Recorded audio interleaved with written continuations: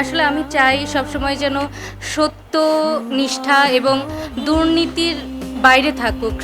সত্যনিষ্ঠার সাথে থাকুক, কাজ করুক এবং কোনো দুর্নীতির সাথে জড়ায় না যাক। আমরা সবসময় চাই সুন্দর কিছু, আমরা সত্য কিছু দেখতে চাই এবং আমরা সবসময় চাইবো সুবর্ণভূমি যেন আমাদের কাছে সত্য নিউজটা সবসময় পৌঁছায় দেয় এবং অন্যায়ের বিরুদ্ধে থাকে।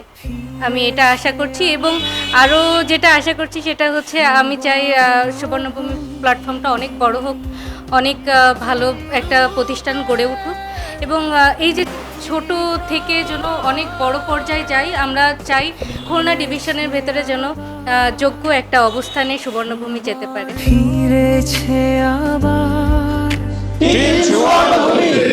সুবর্ণভূমি।